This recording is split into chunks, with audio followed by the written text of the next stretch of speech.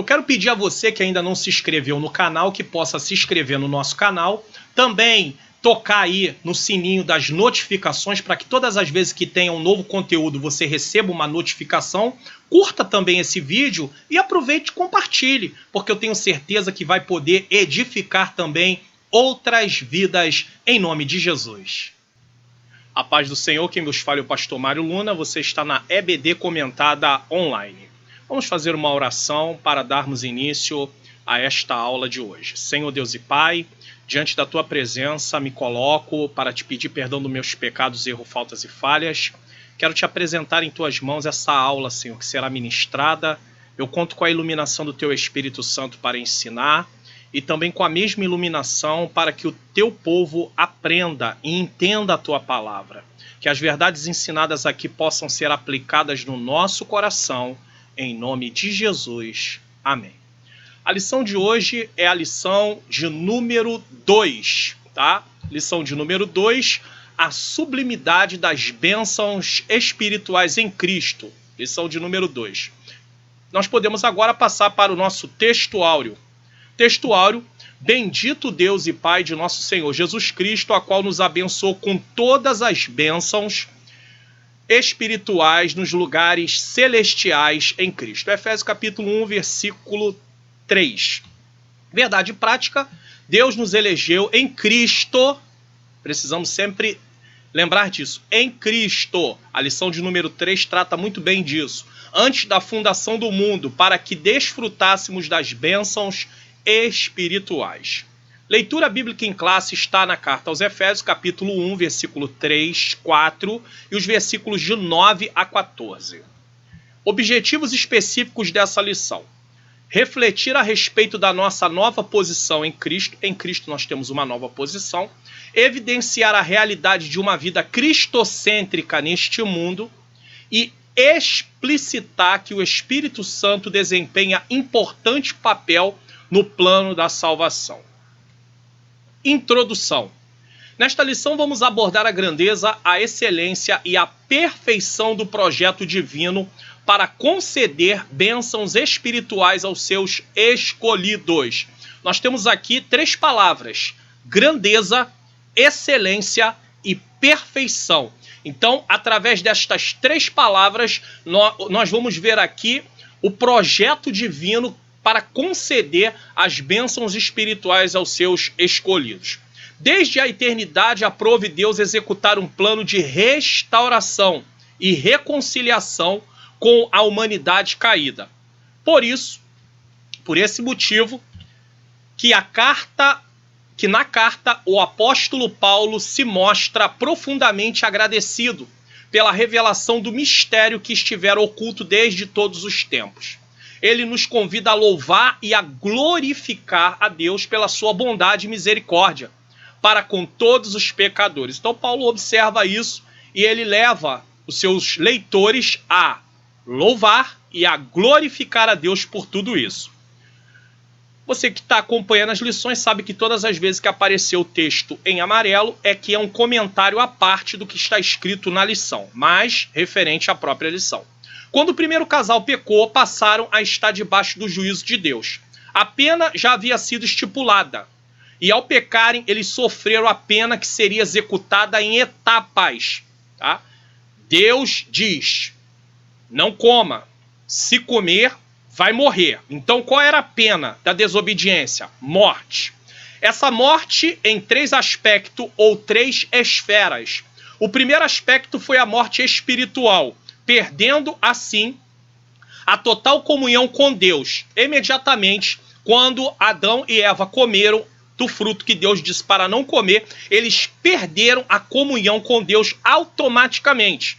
É claro que alguém vai dizer, mas eles ainda estavam ali no jardim, Deus ainda foi lá falar com eles? Sim, mas aquela comunhão que eles tinham íntima antes de pecarem, ela acabou. Tá? E foi degradando com o passar do tempo, e nós vamos vendo os efeitos do pecado na humanidade caída durante todo o curso da história bíblica. Tá? O segundo aspecto era a morte física. Então, primeiro, morte espiritual. Segundo, morte física. E o terceiro aspecto é a morte eterna, ou segunda morte, como descrito no livro de Apocalipse, que receberá todo aquele que passar pela morte física sem reconhecer Jesus como Salvador e Senhor. Essa lição vai nos apresentar o projeto de Deus em Cristo para nós e como devemos nos comportar. Então nós temos aí 3 aspectos da morte. Morte espiritual. Todos que estão sem Cristo estão mortos espiritual. Nós podemos até dizer que nós vivemos em meio a um cemitério espiritual, porque as pessoas sem Cristo estão mortas, espiritualmente falando. Morte física e, seguindo a morte física, para aqueles que partem sem Cristo, terá a morte eterna, no dia do grande julgamento de Deus. Então, quem partiu não tem mais jeito. Se partiu sem Cristo, não tem jeito. Quem está vivo precisa reconhecer Cristo como seu Senhor e Salvador. Tópico 1. A nossa posição em Cristo. Então nós temos uma posição. Precisamos entender isso aqui. Ó. Nós temos uma posição sem Cristo e uma posição em Cristo.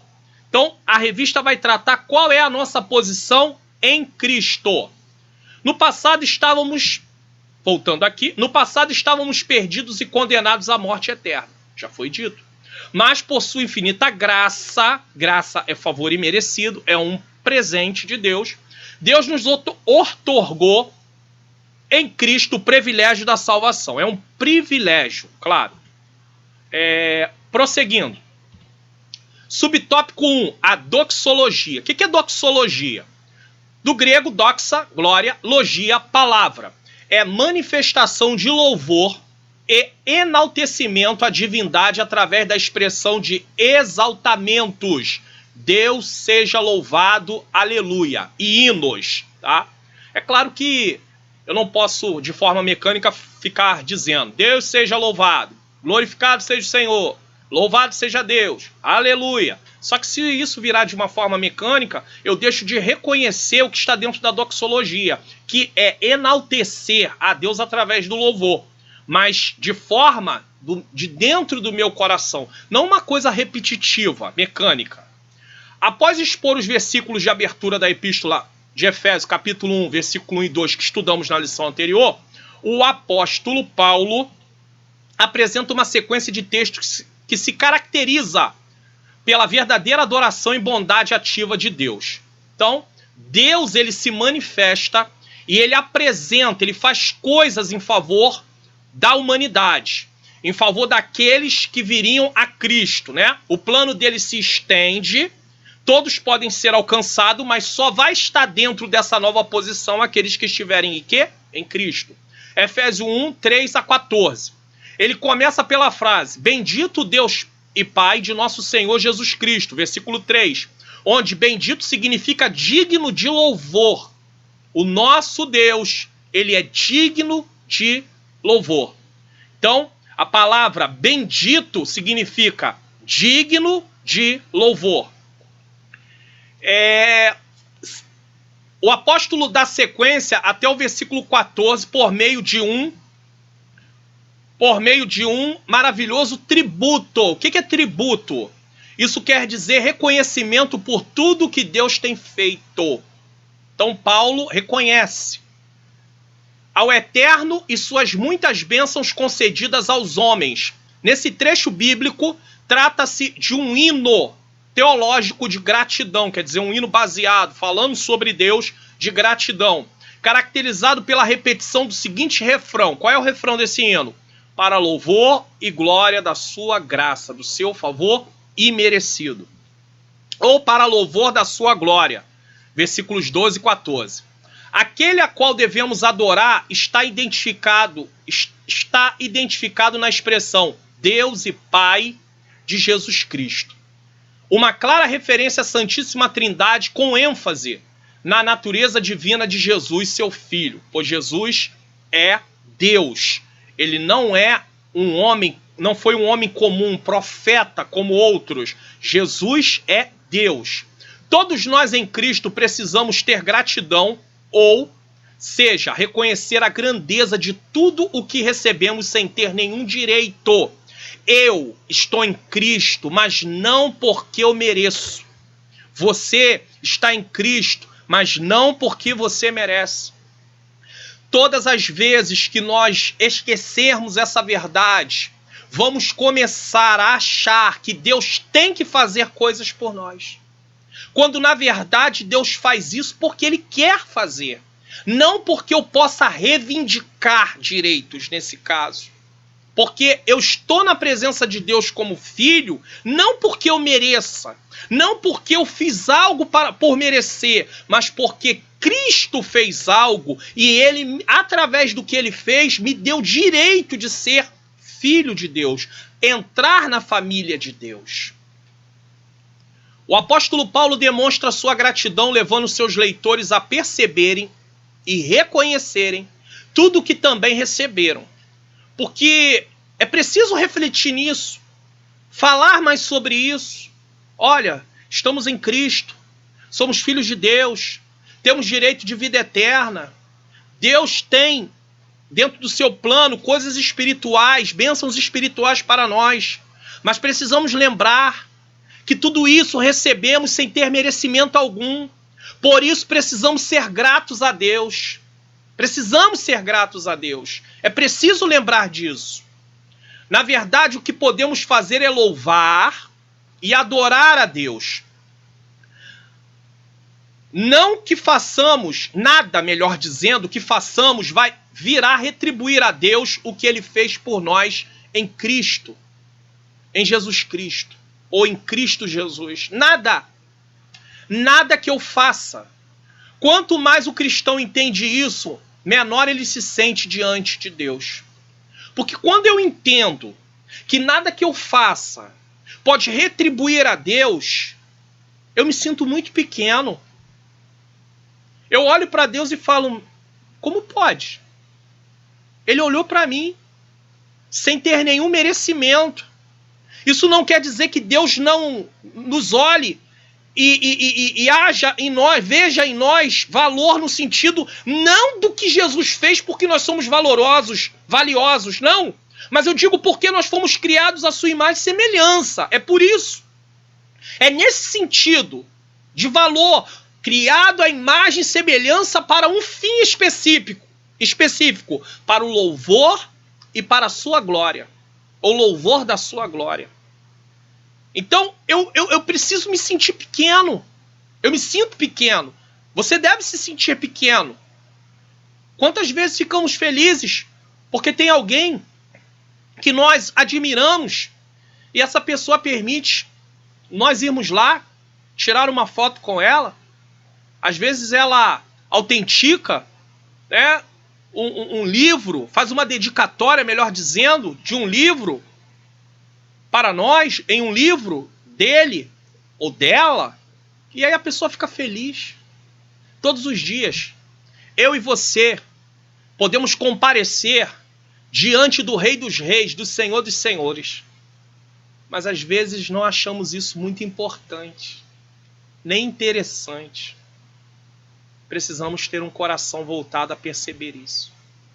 Gratidão a Deus, sabendo quem Ele é, e mesmo assim nos permite estar na sua presença.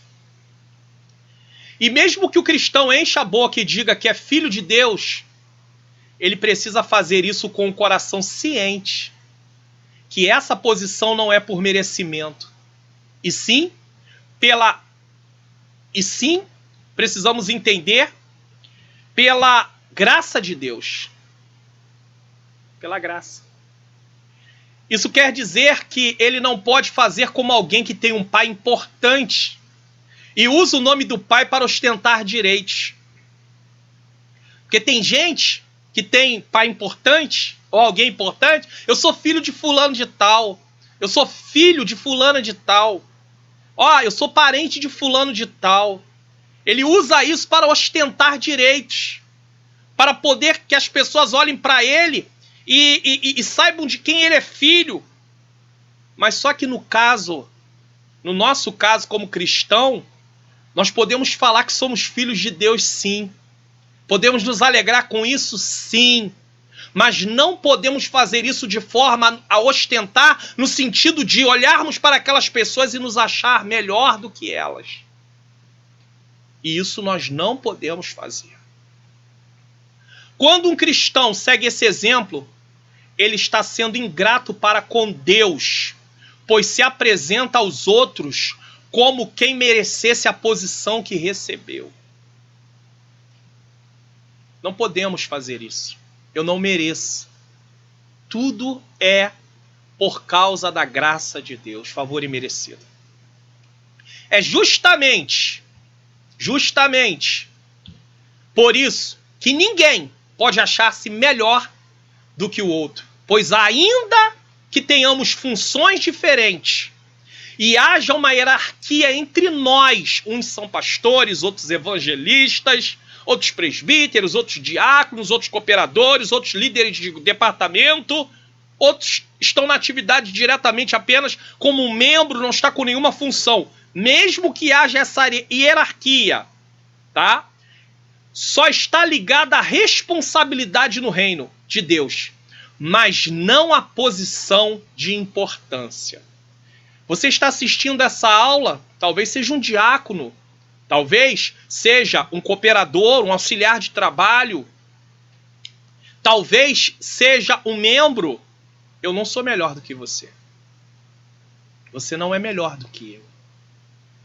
Podemos refletir no que está escrito, ó.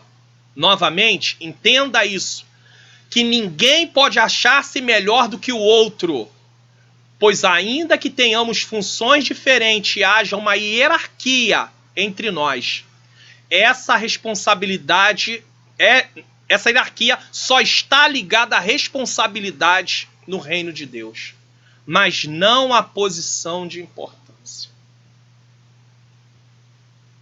E às vezes a gente deixa isso subir para a nossa cabeça. Há muitos anos atrás, congregando em um ministério, em um outro ministério, eu ouvi da boca de um porteiro, um senhor de idade, muitos anos trabalhando naquela portaria, e ele, junto com outro obreiro também de bastante idade, todos os dois já dormem no Senhor, ele disse para mim que muitos que chegavam naquele lugar usavam o cargo para dizer que iam colocar determinado objeto no lugar onde eles queriam, porque eles eram pastores, presbíteros, evangelistas. E eles olharam e me disseram isso, e isso me deixou muito triste. Por ficar pensando que as pessoas, elas entendem que a posição eclesiástica faz elas serem melhores do que os outros. Sendo que a posição eclesiástica, ela aponta para a responsabilidade que eu tenho, maior do que o outro, nesse quesito. Que é mais cobrado de mim. Que eu preciso ser mais exemplo em tudo. Enquanto que, na verdade, não havia exemplo. Porque faltava humildade. E isso é importante dizer. A hierarquia existe, mas não em tom de importância, e sim em tom de responsabilidade. Respeitamos uns aos outros, mas ninguém é melhor do que ninguém. E uma outra coisa que eu preciso aqui falar, preste atenção nisso. Ainda que alguém veio do mundo, esteve na vida da prostituição, das drogas, da criminalidade, e tem alguém que nasceu no evangelho, num lar cristão, melhor dizendo, mesmo assim, ainda que não participou de nada disso, não experimentou nada disso, ele ou ela não são melhores do que quem veio de uma vida assim. Porque diante de Deus, todos somos pecadores. E quando aceitamos a Cristo diante de Deus, todos somos pecadores arrependidos. Mas não existe ninguém melhor do que ninguém. Isso é importante. É por isso que cai por terra quando alguém que é um servo de Deus faz alguma coisa comigo e eu digo, você vai ver só o que Deus vai fazer com você. Baseado em quê? Ele é filho tanto quanto eu. Deus pode até mostrar a ele ou a ela que eles estão errados. Mas achar que só porque eu olho para mim, não, eu sou filho de Deus. Ela também é. E mesmo que seja alguém que não é filho de Deus, eu não posso pensar desse jeito.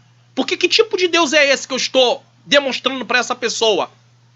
Na verdade, eu tenho que mostrar para ela ou para ele o amor de Deus. E não um Deus que vai cobrar dele ou dela só porque entristeceu meu coração.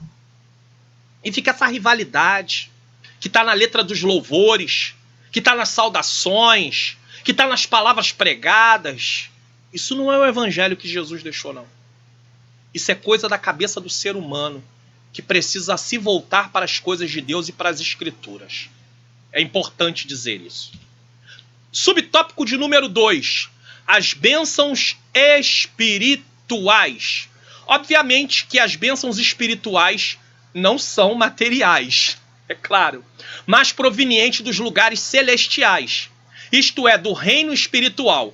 Essas bênçãos são mencionadas na longa passagem de Efésios 1:3 a versículo 14, tais como, então vamos prestar atenção nas bênçãos que são mencionadas, as bênçãos que tem para nós.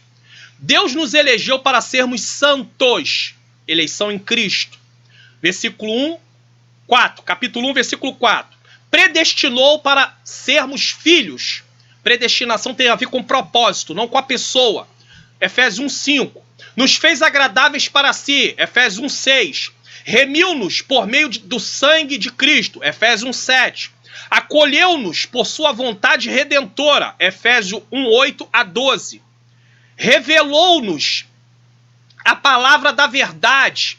Efésios 1:13, parte A. Selou-nos com o Espírito Santo da promessa. Efésios 1:13, parte B. Lembrando que selar aqui não é batismo com o Espírito Santo com evidência de língua. É selar como propriedade, tá? Ainda garantiu a validade da promessa. Efésios 1:14.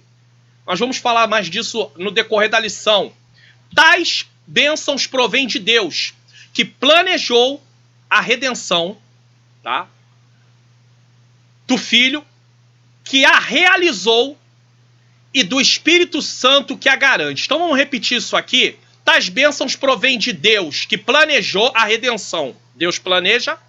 Do Filho que realizou, veio morrer em nosso lugar e ressuscitou e nos dá essa garantia. E do Espírito Santo que garante, ou seja, que fomos selados com ele para mostrar que somos propriedade de Deus. Essas bênçãos nos conduzem a exclamar como Paulo: bendito seja Deus, digno de toda a honra e de toda a glória. Aqui podemos ver que a morte de Cristo não foi realizada para nos trazer benefícios materiais. E o que se faz hoje?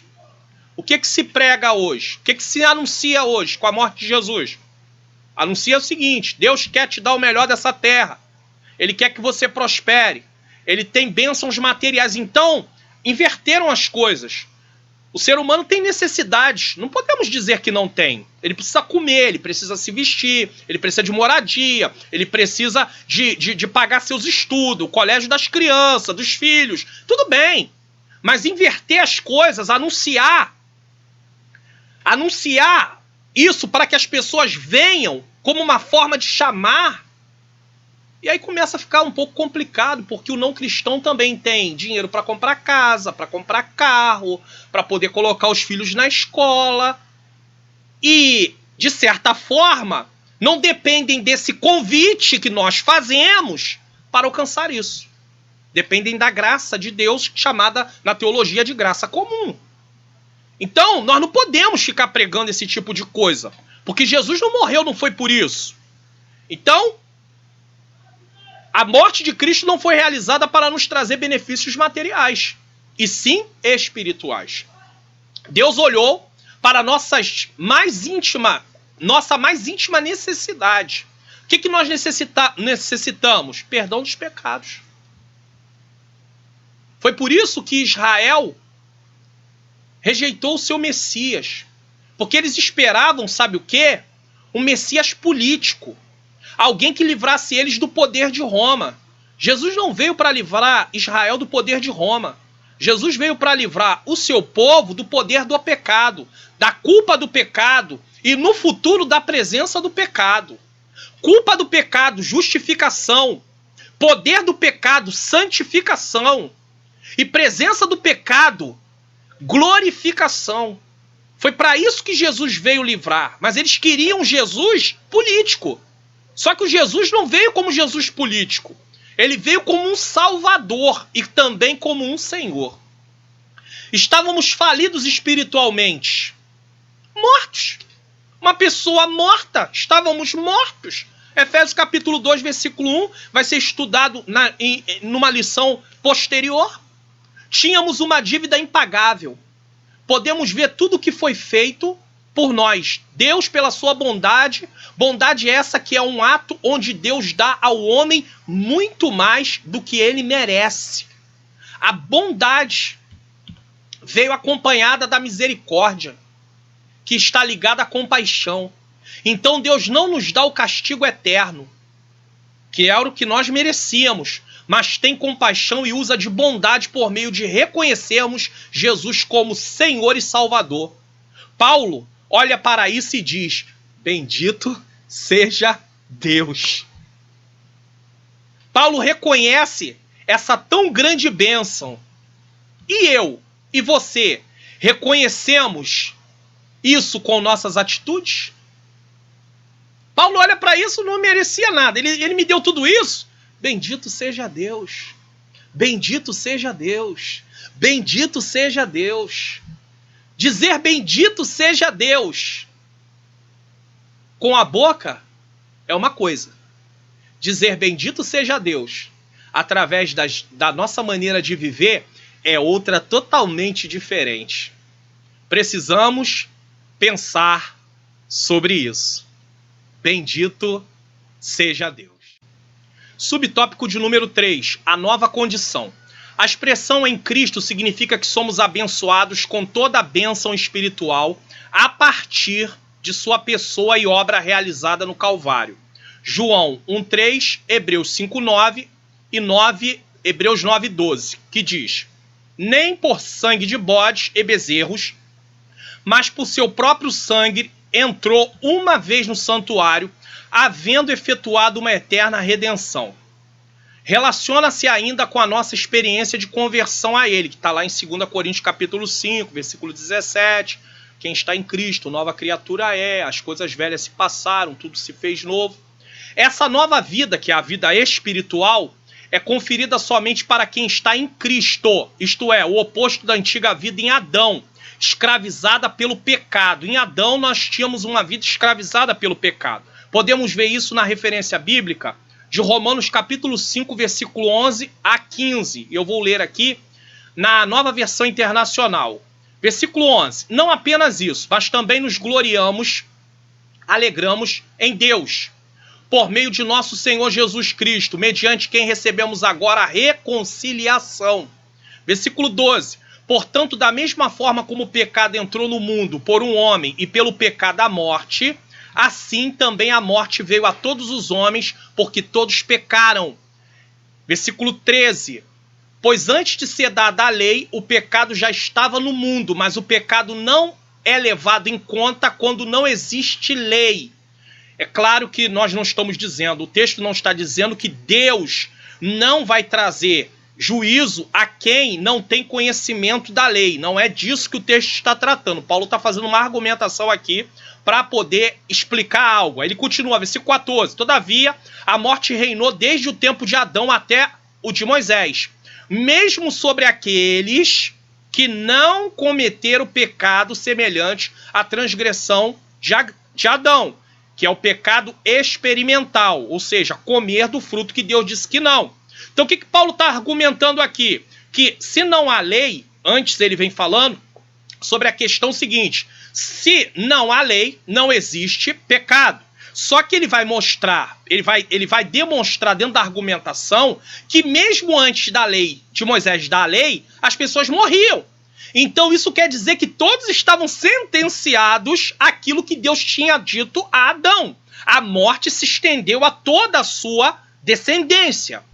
Tá? É por isso que Paulo está dizendo isso. Tá?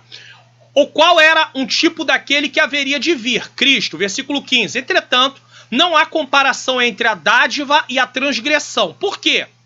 A transgressão de Adão e Eva, a dádiva vinda de Cristo. Pois se muitos Pois se muitos morreram por causa da transgressão de um só, muito mais a graça de Deus, isto é, a dádiva pela graça de um só homem, Jesus Cristo, transbordou para muitos.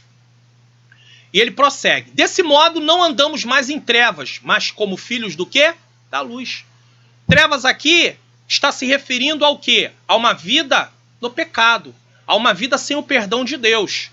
O mundo está em trevas porque eles vivem sem o perdão de Deus. Eles não reconheceram Cristo como Senhor e Salvador. Nós estamos na luz porque vivemos em Cristo Jesus. Então é por isso essa comparação de trevas, vivendo no pecado, luz, vivendo debaixo da vontade de Deus, submetendo-se à vontade de Deus. Portanto, nossa nova posição é caracterizada pela salvação em Cristo. E por isso desfrutamos de todos os benefícios advindos dessa redenção. Paulo apresenta tudo o que Deus fez por nós. Isso é importante. Em Cristo fomos perdoados de nossos pecados, não somos mais culpados dessa forma inimigos de Deus. Ou seja, em Cristo fomos perdoados e dessa forma não somos mais inimigos de Deus. E agora recebemos um lugar na família de Deus. Tudo isso Deus fazendo. Agora temos paz com Deus, mais um ato de Deus. Nesse ponto podemos perceber Paulo falando qual deve ser nossa atitude por tudo que recebemos. Então, de um lado, Paulo fala do que Deus fez. E do outro lado, Paulo fala do que Deus espera de nós. Qual deve ser a nossa resposta ao que Deus fez? Não adianta eu chegar e falar assim, mostrar para as pessoas que o que elas estão fazendo está errado, sem apontar para elas como elas podem fazer o certo. Isso entra no campo do sermão moralista, da pregação moralista. A gente vai falar do pecado, vai falar da mentira, vai falar do adultério, vai falar da calúnia, da fofoca, a gente fala de tudo. Mas a gente não aponta o caminho de como essas pessoas, o que essas pessoas devem fazer para não praticar essas coisas. A gente só fala o que Deus requer, mas não diz o que Deus fez para que essas pessoas não andem desse jeito. E isso é um erro. A pregação moralista começa a fazer as pessoas confiar em si mesma. Porque já que eu não apresento o projeto de Deus para a mudança da vida do ser humano, eu passo a fazer aquilo que eu acho que vai me transformar. E a transformação não vem por meio do que eu faço, e sim por meio do que Cristo fez. Então ele afirma que podemos nos gloriar no seguinte: em primeiro lugar, olha só, eu não posso me gloriar em nada, porque Deus fez tudo. Agora, olha no que Paulo diz que nós devemos nos gloriar. Em primeiro lugar, Romanos 5,2 diz: e nos gloriamos na esperança da glória de Deus. A palavra no grego traduzida por esperança não tem um significado de dúvida, como no português. Eu espero que essa situação mude. Só que às vezes a situação não muda. Então a palavra esperança, ela está ligada à dúvida. Algo que pode ou não acontecer. Não. A palavra traduzida no grego, no original, ela não tem essa conotação. Então, algo que pode ou não acontecer. E sim, certeza. A esperança do crente está ligada à certeza. Deus falou e ele vai cumprir. Certeza. Paulo está dizendo que por tudo que recebemos, e é claro, se não retrocedermos, podemos nos alegrar na certeza de participarmos da glória de Deus para sempre. Aqui estamos tendo um vislumbre. Mas veremos o reino de Deus ser estabelecido por completo. Então nós temos a esperança, ou seja, algo que vai acontecer de fato, se perseverarmos, se seguirmos em frente. Então a primeira coisa que Paulo diz é que nós devemos nos gloriar nessa glória. Em segundo lugar, olha o que Paulo vai dizer.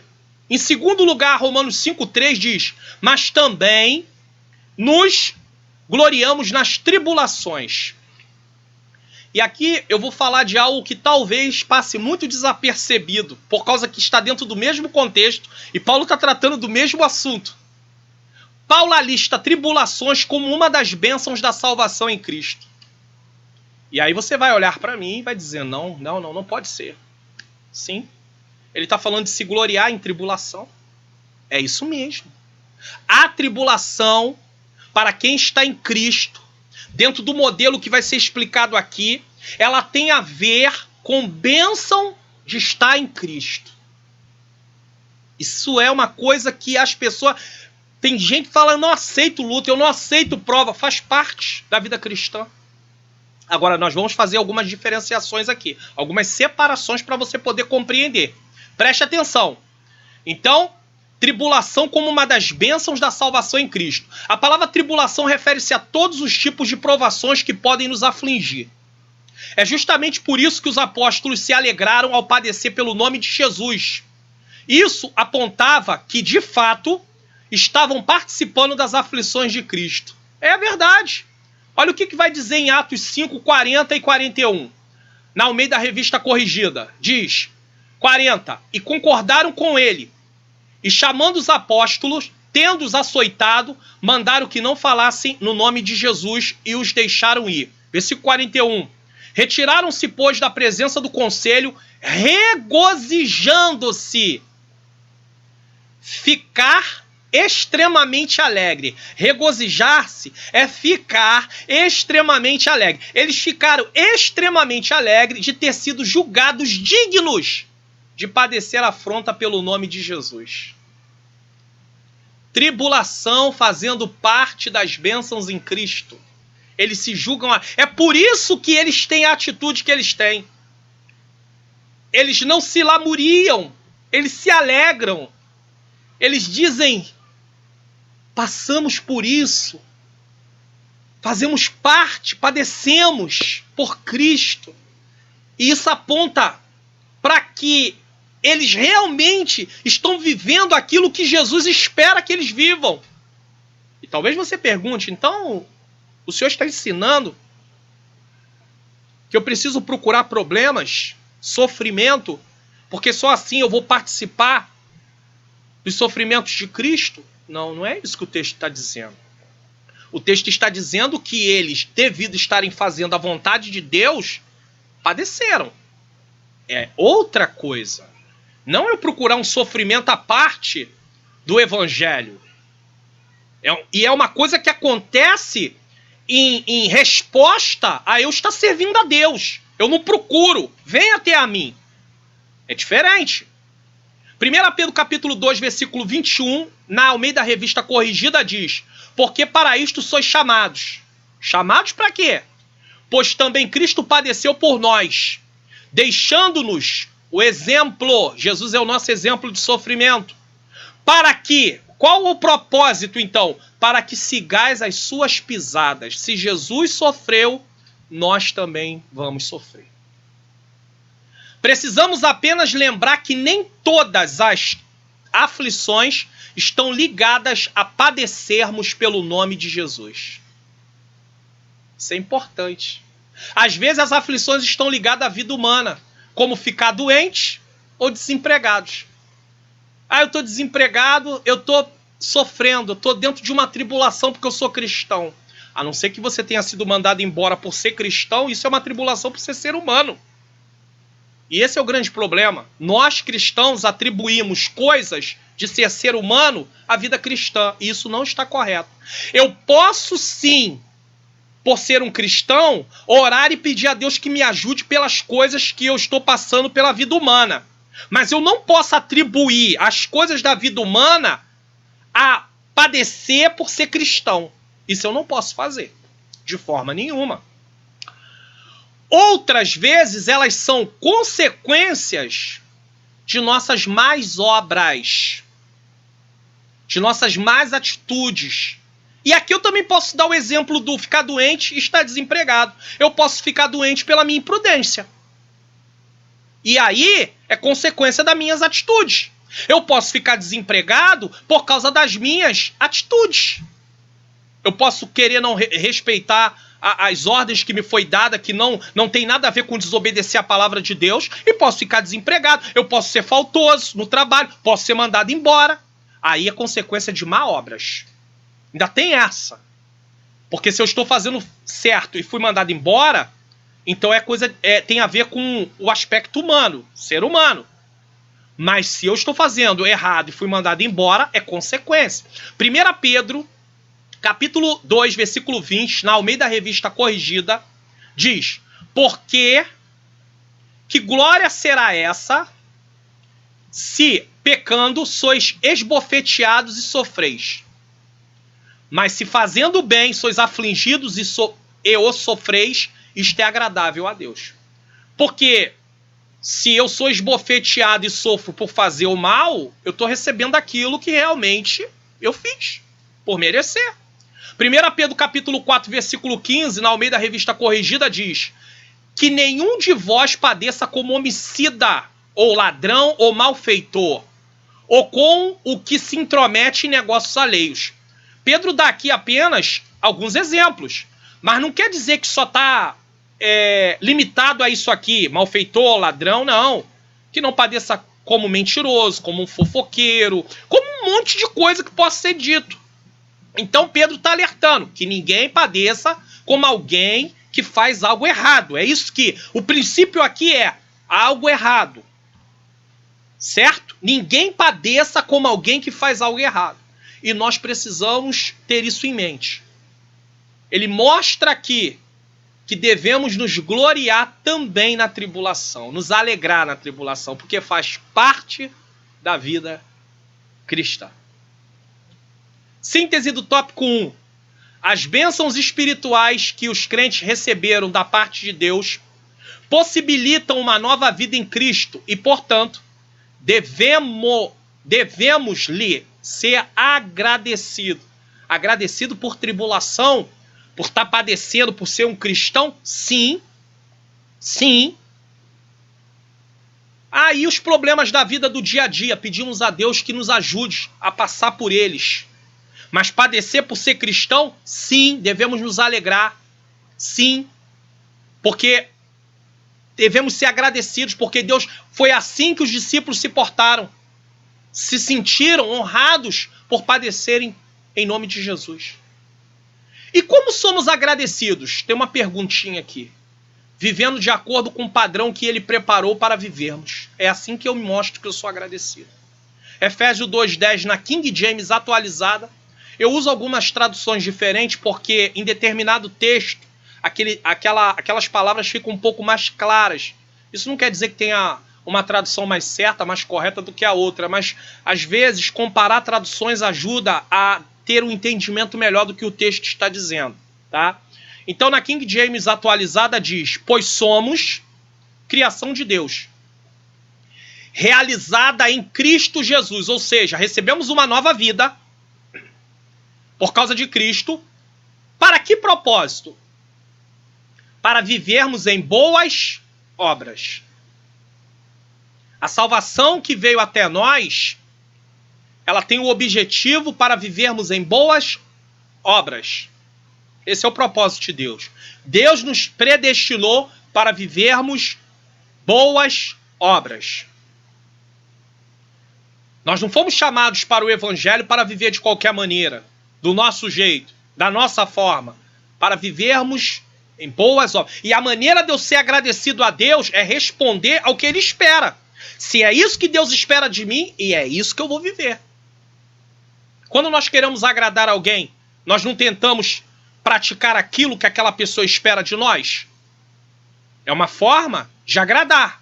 Como é que eu agrado a Deus? Praticando aquilo que Deus espera que eu pratique. Agora, Deus espera que eu pratique, mas Ele providenciou todos os meios para que eu pratique.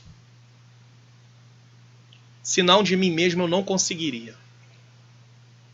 Engana-se quem pensa que a transformação da vida, a mudança da vida dele, está por conta dele querer, no sentido dele estar querendo e mais. E ele está operando essa mudança. Não, quem opera a mudança é o Espírito Santo de Deus.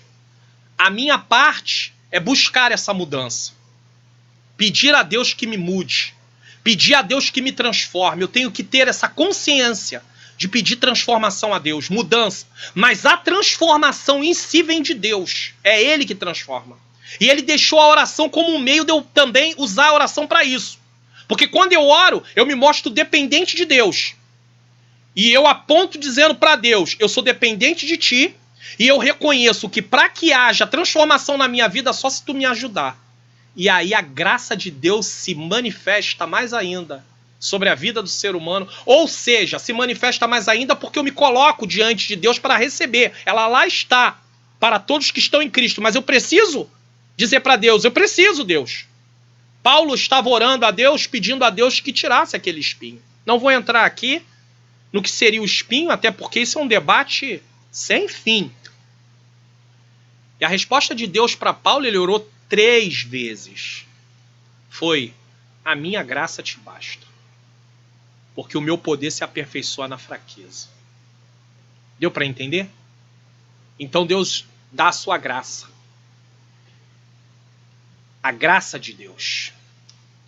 Então, realizada em Cristo Jesus para vivermos em boas obras, as quais Deus preparou no passado para que nós a praticássemos hoje. Lá antes da fundação do mundo, Deus já havia planejado. E em Cristo nós precisamos cumprir esse plano de Deus. Que o Senhor nos ajude a fazer a sua vontade. Tópico de número 2.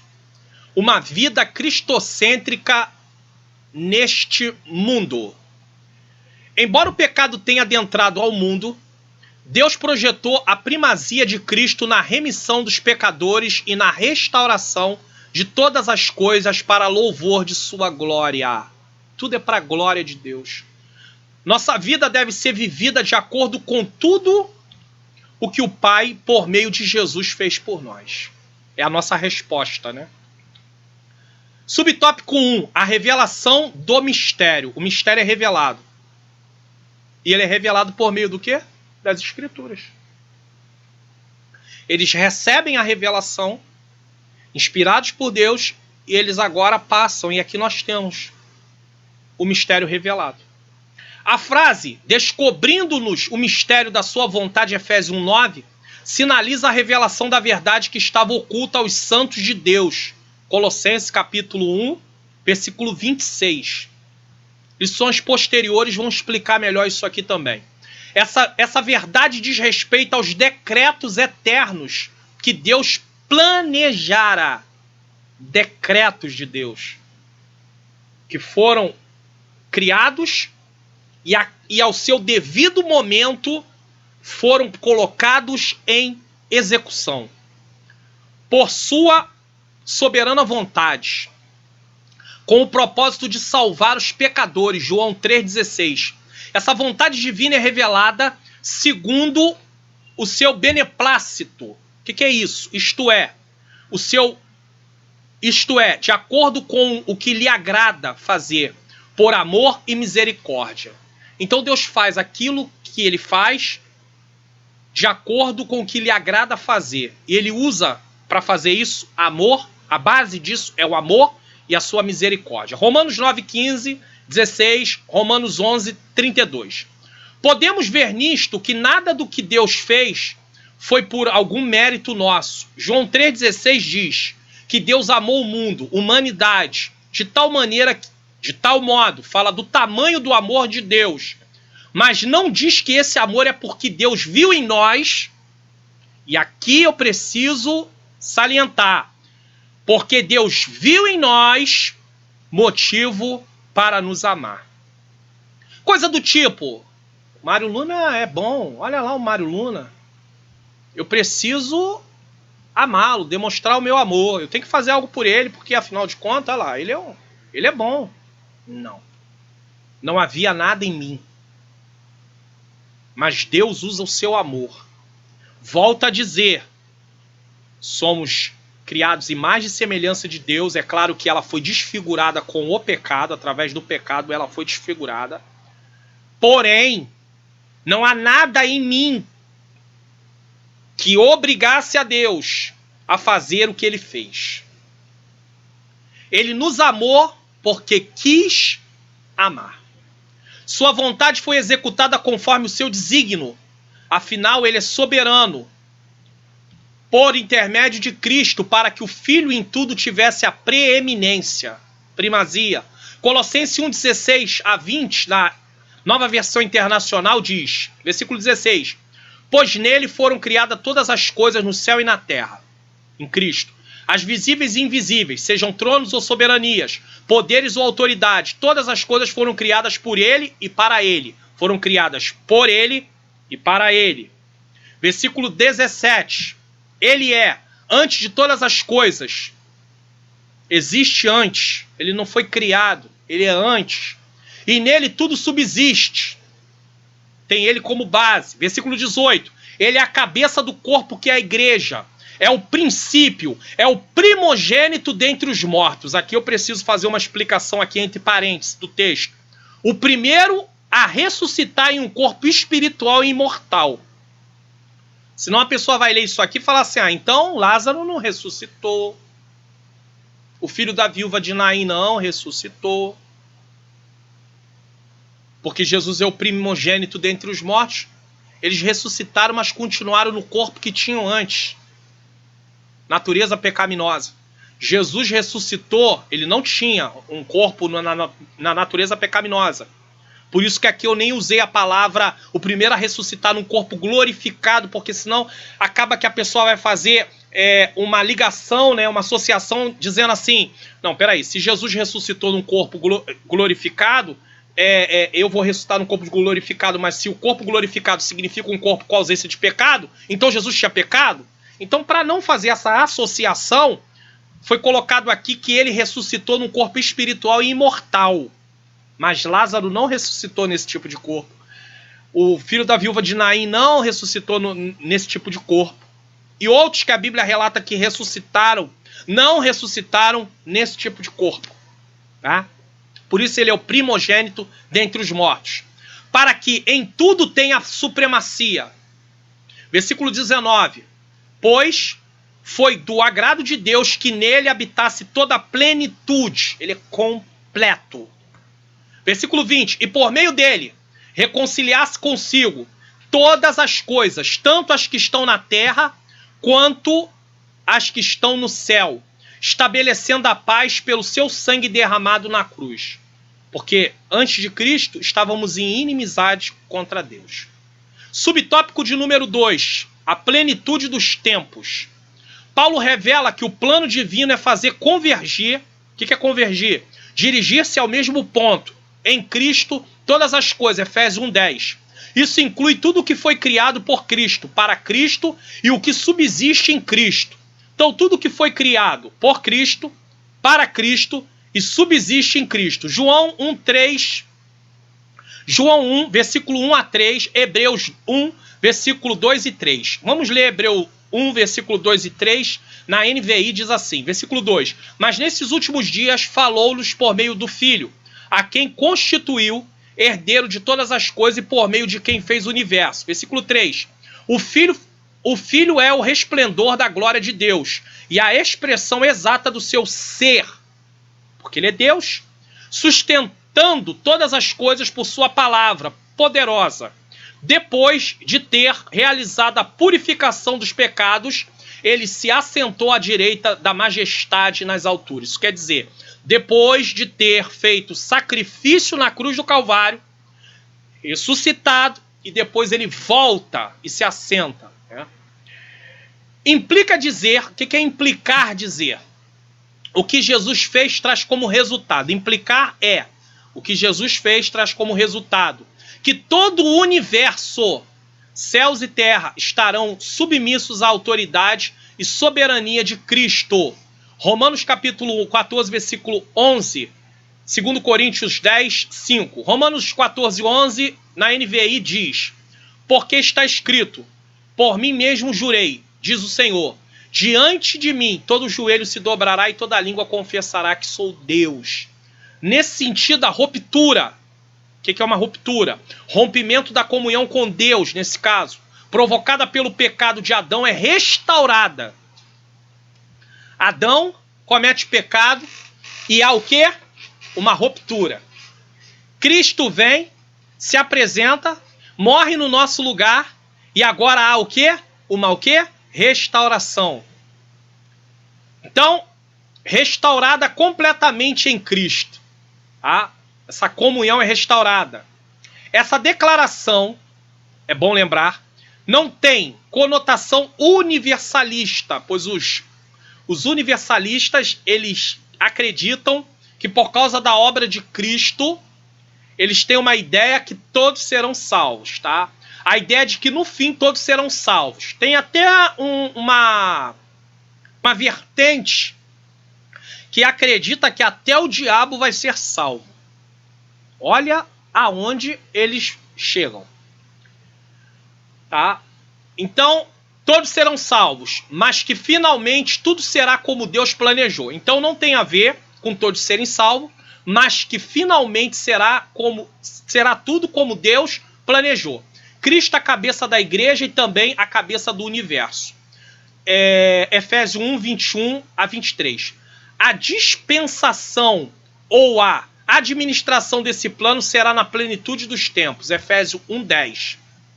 Aqui, a palavra grega para tempos não é cronos, que traz a ideia de cronologia, mas kairos, que se refere ao tempo divino previamente determinado para que todas as coisas estejam sob o domínio de Cristo. Atos,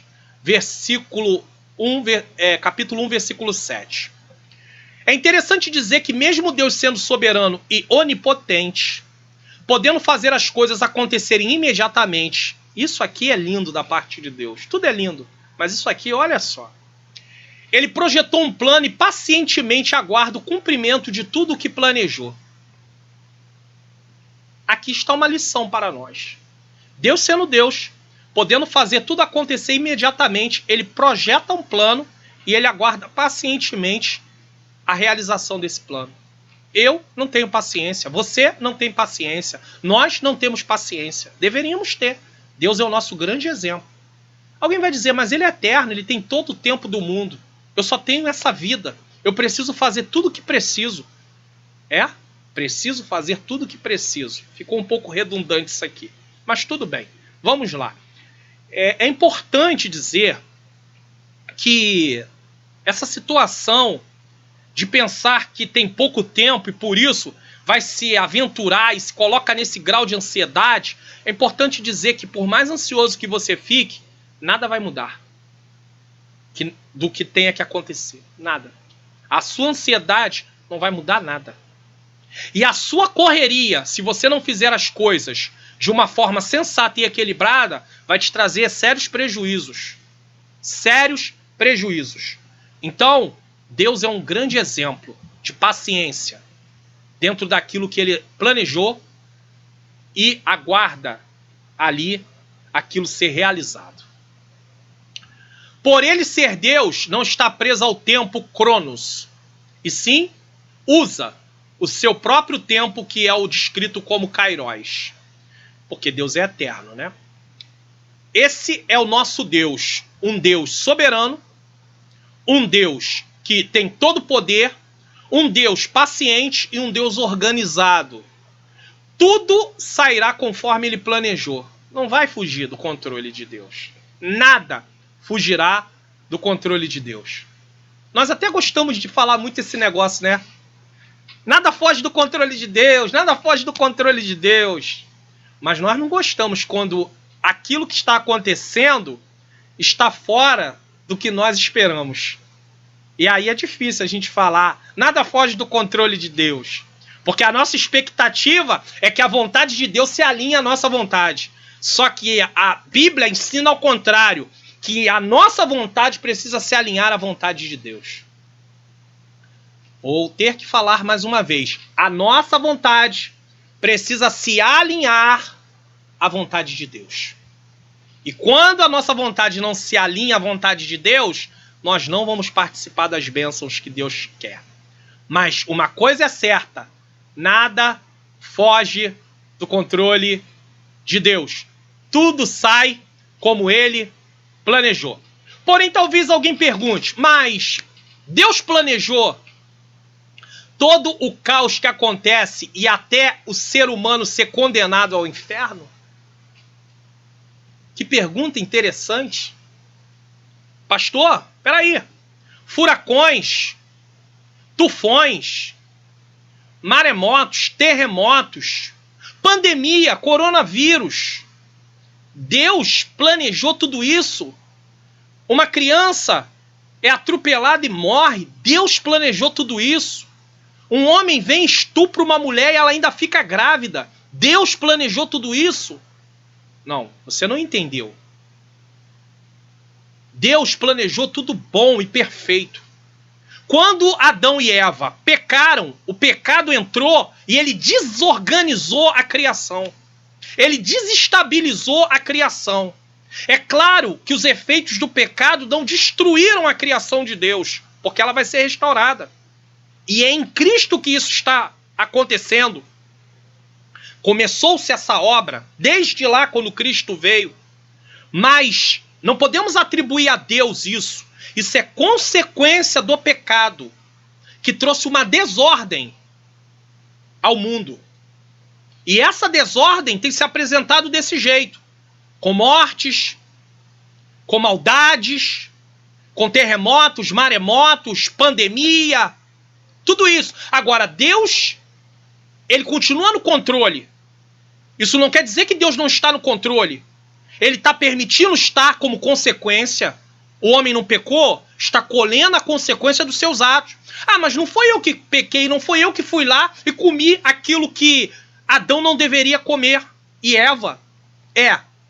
Mas se Adão e Eva, eles não tivessem continuados vivos, nós não estaríamos aqui. Se Deus tivesse executado a sentença na íntegra naquele momento, nem eu nem você estaria aqui. Deu para entender? Então eu e você estamos aqui e Deus junto com isso deu uma solução. E a solução chama-se Jesus. Ele nos perdoa dos nossos pecados. Ele nos salva. Ele nos dá direito à vida eterna. Então o caos que está estabelecido não é culpa de Deus. É culpa da desordem trazida pelo pecado. É consequência do pecado ter entrado no mundo. E o homem ir para o inferno, condenado para o inferno, é consequência dele rejeitar o convite da salvação. Deus criou tudo perfeito. O pecado trouxe desordem à criação e a separação do homem de Deus. O plano de Deus envolve trazer ordem um dia a todas as coisas. E essa obra está em curso, como eu disse. E também o homem a seu estado original, sem pecado. E essa obra também está em curso. Porque a glorificação é o homem ressuscitar um corpo sem pecado. Mas só é possível em Cristo. E tudo que acontece de ruim é consequência do pecado. Ter entrado no mundo pela escolha do homem. Deus não induziu Adão a ir lá e pecar. Mas ele pecou com Eva. E por que Deus não... Por que Deus não impediu Adão de pecar, Pastor Mário Luna? É uma pergunta bem interessante. Podemos observar que Deus criou o homem podendo fazer escolhas. E o homem escolheu desobedecer. Então o homem mostrou diante do mandamento de Deus que ele não estaria sendo dependente e obediente a Deus. E ele peca. Foi por isso que ele pecou, porque ele usou o seu direito de tomar uma decisão da forma errada. E a partir daquele momento, ele estava sentenciado e passou a ser escravo do pecado, porque agora as suas vontades passaram a dominá-lo. E ele passa a ser dominado pelas suas vontades. É por isso que precisamos entender o termo livre-arbítrio, que vai ser explicado em lições posteriores. Livre-arbítrio, ele está relacionado a uma questão de quando a palavra de Deus chega até a nós, nós temos condição de dizer sim ou não para o convite da salvação. Mas o homem sem o contato com a palavra de Deus, por meio da graça, é claro, de Deus, ele não tem condição de escolher nada de bom, fazer nada de bom a nível espiritual. Tudo que ele for fazer espiritualmente depende dele receber um novo nascimento. receber uma nova vida, uma vida espiritual. Então o livre-arbítrio, ele é livre quando ele está em contato ali, com a palavra de Deus, e aí sim, aí ele passa agora a ter uma vida livre do pecado, do poder do pecado, do poder, não da presença, do poder, porque em Cristo, através da ação do Espírito Santo, existe o processo da santificação, mas a natureza pecaminosa está ali, ó. A natureza pecaminosa está ali, ó, tentando voltar ao controle. Então, temos que ter cuidado com essa palavra, livre-arbítrio, nesse sentido. Porque senão eu penso assim, o homem decide, vai lá, eu quero aceitar Jesus. Mas precisou da graça de Deus. Precisou de ter contato com algo que desse a ele entendimento da vontade de Deus. Não é uma decisão que ele toma sem a ação de Deus, sem a graça de Deus. Então, por quê? Porque sem essa graça, sem essa oportunidade, ele é escravo do pecado. Adão era livre para tomar uma decisão, tomou a decisão errada, passou a ser escravo do que ele havia feito. O pecado agora está personificado, como se fosse... A Bíblia apresenta o pecado personificado como se fosse uma pessoa que escraviza o ser humano. Mas Jesus liberta, transforma e dá direito à vida eterna. Ele vai trazer o homem ao seu estado original no sentido de não ter mais o pecado em sua existência. Prosseguindo aqui, podemos dizer o seguinte: então o homem permanecer condenado e ter a execução total da sentença, a morte eterna, será consequência de ter rejeitado a graciosa oferta da salvação. A oferta tem sido colocada para as pessoas. É por isso que a igreja precisa pregar a palavra de Deus genuína, se ocupar com a pregação do evangelho.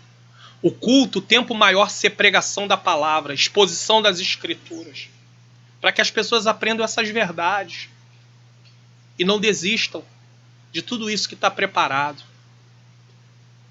E aquelas que não têm Cristo conheçam a verdade. As pessoas não vão ser convencidas com o que eu acho, com o que eu penso, com algumas coisas que foram introduzidas no culto, que não fazem parte do que a Bíblia chama de culto.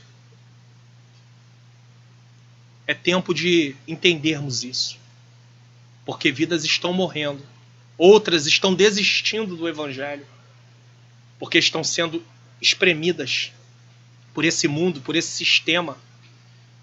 E a igreja precisa reagir. E a única coisa que ela pode usar para essa reação é a palavra de Deus. E o Espírito Santo vai agir. Porque o que o Espírito Santo usa é a palavra. A espada é de quem? Do Espírito. Senão, vamos ficar criando novidades sem nenhum resultado. Pregue a palavra de Deus. Entenderemos melhor isso nas próximas lições sobre essa graciosa salvação. Subtópico de número 3, louvor da sua glória. Louvor da sua glória. O apóstolo enfatiza que as bênçãos são destinadas aos crentes judeus e gentios, a igreja.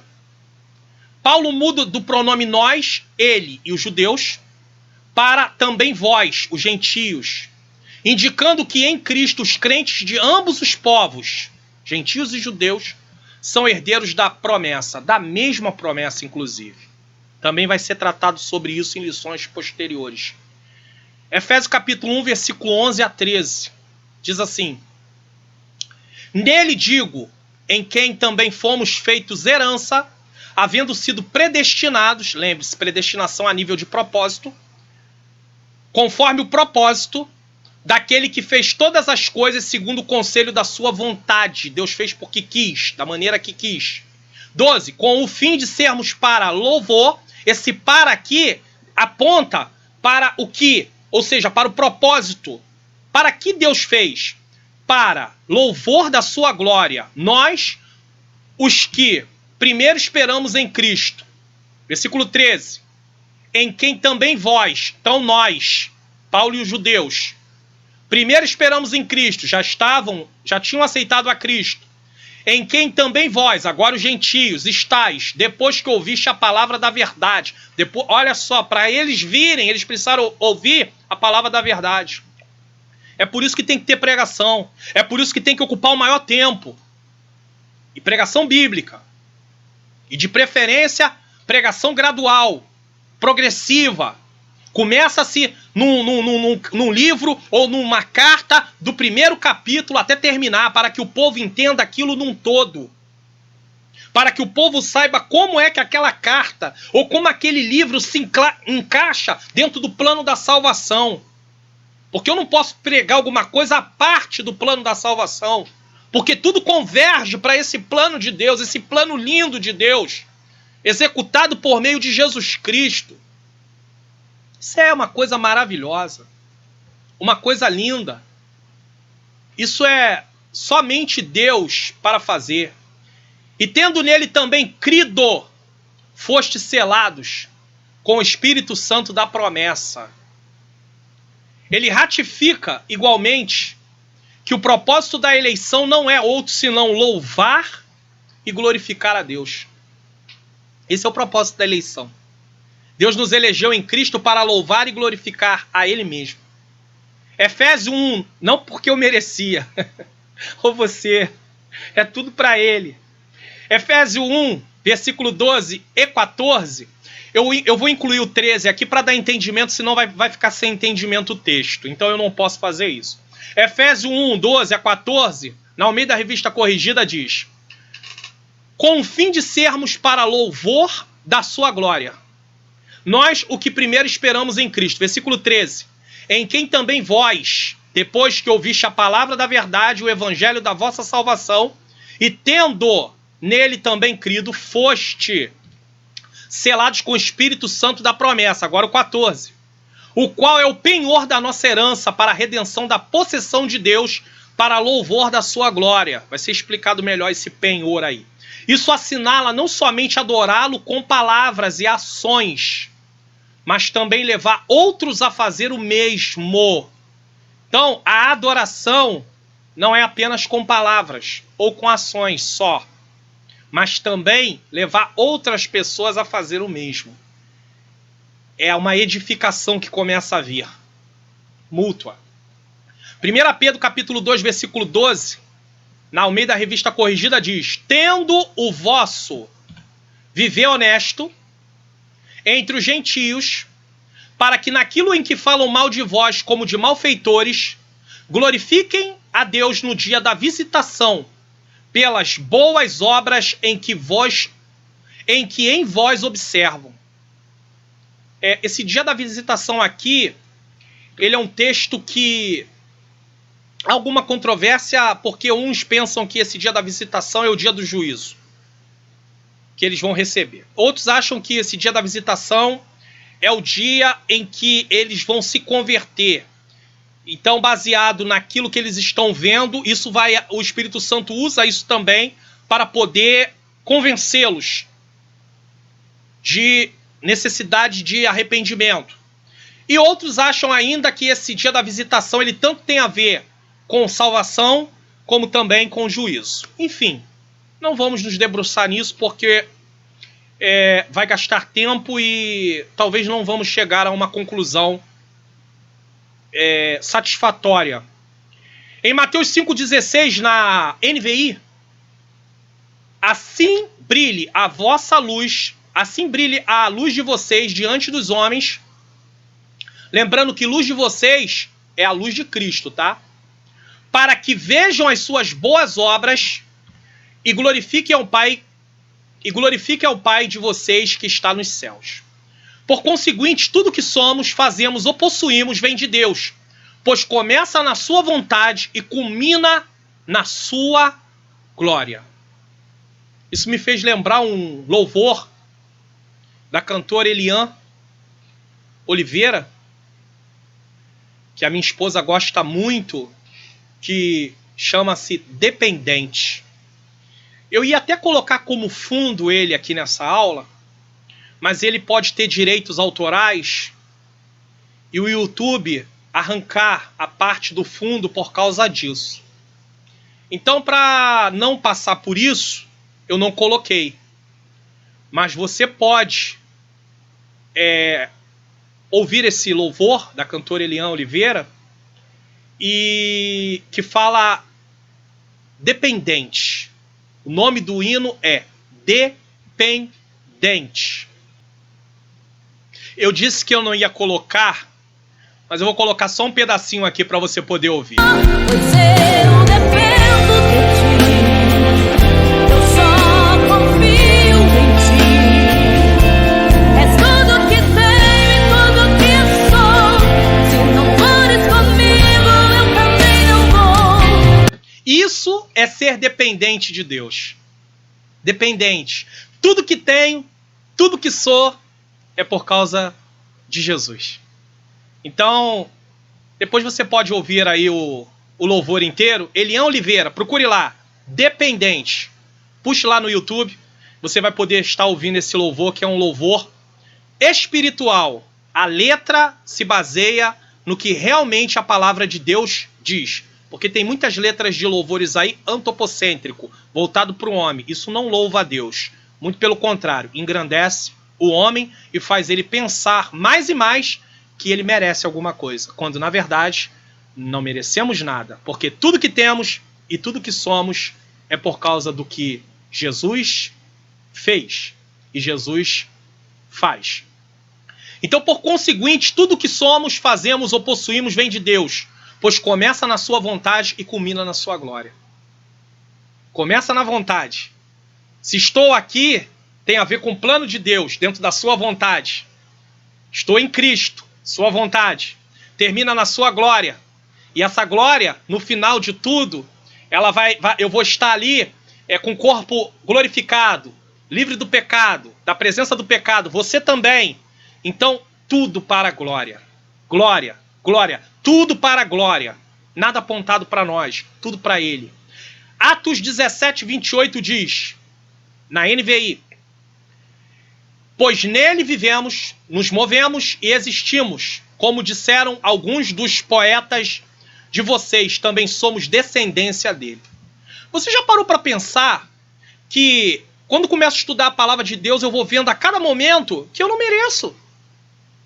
Agora, se a palavra não for pregada, as pessoas começam a achar que merecem, até porque elas ficam ouvindo um monte de coisa por aí.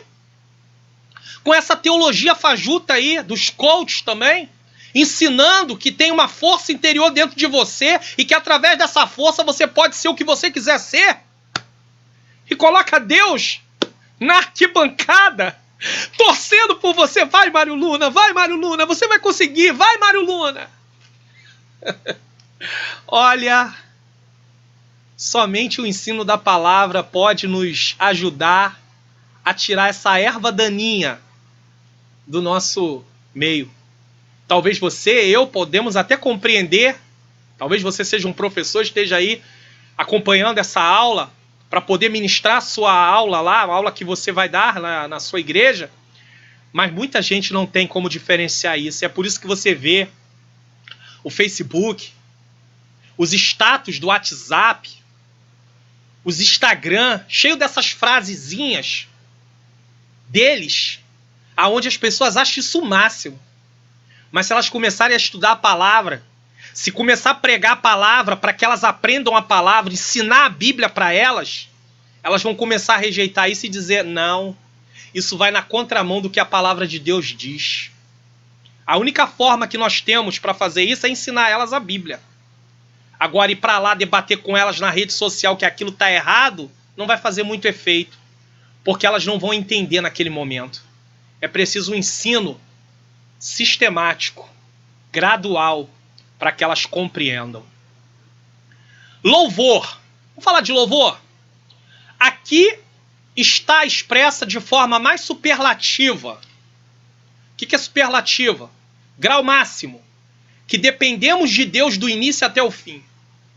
Quando não reconhecemos isso, viveremos uma vida de ilusão, escravo dos nossos piores desejos, e teremos como retribuição de quem servimos a morte eterna. Como assim? Sim, Se eu sou voltado para isso, não reconheço Jesus, olha a retribuição de quem servimos. Romanos 6,23, na NVI. Pois o salário do pecado é a morte. Abre parêntese. Aqui fala da recompensa pela escravidão do pecado. Morte, separação eterna de Deus. Deus não nos criou para isso. O pecado nos paga com a morte. A recompensa de viver uma vida no pecado é a morte. Mas esse mais aqui é um contraste.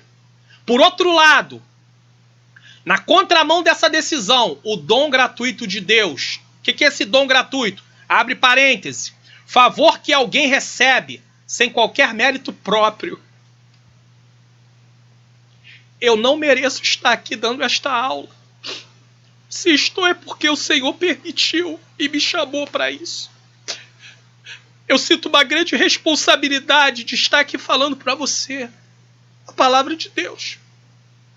Porque é um ensinamento, e se eu falar coisas que estão fora da palavra, eu vou te tirar do caminho. Eu vou te tirar do propósito de Deus. E se eu te tirar do propósito de Deus, você é uma alma que vai se perdendo. Eu não posso fazer isso. Eu não posso fazer isso com o meu Jesus. Perdoe-me. Mas eu não posso fazer isso com o meu Jesus que morreu para poder nos dar direito à vida eterna. Eu não posso tentar impedir o plano de Deus por causa da minha negligência. Te ensinar algo errado. Então, se eu estou aqui, não é pelo meu mérito, é pelos méritos de Cristo. Sem qualquer mérito próprio, é a vida eterna em Cristo Jesus, nosso Senhor. Isso quer dizer que sem Jesus, estamos perdidos. Você pode entender isso? Sem Jesus, eu e você estamos perdidos. E aí começo a me perguntar como é que eu posso tirar Jesus, querer tirar Jesus, colocar o Deus que planejou lá na arquibancada e dizer que a força vem de dentro de mim, quando na verdade a força vem de Deus, por intermédio do Espírito Santo. Não, pastor, mas vem de dentro porque vem por meio do Espírito. Não, ele está dizendo que vem por meio de mim mesmo. É antropocêntrico. Isso aqui é importante dizer. Sem Jesus estamos perdidos. Então temos que ensinar o que Jesus mandou ensinar. Leia Mateus 28, 19 e 20. Ensinando-os a guardar todas as coisas que eu vos tenho dito. Eis que estou convosco todos os dias até a consumação dos séculos. Temos que voltar o púlpito, as escrituras para o centro da nossa adoração, do nosso culto. Prosseguindo. Sem Jesus estamos perdidos, pois somente nele é possível termos comunhão eterna com Deus. Sem Jesus nós éramos inimigos de Deus. Sem Jesus nós estávamos inimigos de Deus. Síntese do tópico 2. Os decretos eternos planejados por Deus e executados por Cristo incluem a salvação dos pecadores, do qual eu faço parte, e a restauração de todas as coisas. Esse mundo caído aí, desse jeito que está, será restaurado. Esse é o decreto, os decretos eternos planejados por Deus. Precisamos compreender isso. Subtópico de número 3, o Espírito Santo, penhor da nossa herança. O Espírito Santo desempenha importante papel no plano da salvação idealizado por Deus Pai. Tá? Porque está aí Pai, Filho e Espírito Santo. Subtópico 1, selo do Espírito Santo. Aquele que ouve a palavra de Deus, o evangelho da salvação, e que por meio da fé se rende a Cristo, recebe o selo do Espírito Santo no momento da conversão. Mais uma vez, nós temos que voltar ao que está sendo dito desde o início dessa lição. Aquele que ouve o quê? A palavra de Deus. Se não for por meio da palavra, não é possível acontecer essa obra. Por mais criativo que eu seja, não vai acontecer. A palavra precisa ser trazida para o seu lugar certo. Tá? o evangelho. Aí, por meio disso, fé, através da fé, se rende a Cristo e recebe o selo do Espírito Santo. Tito capítulo 3, versículos 5 a 7, na NVI diz, versículo 5, não por causa de atos de justiça por nós praticados. Está sendo falado o tempo todo, toda hora, todo momento, que não é pelos nossos méritos,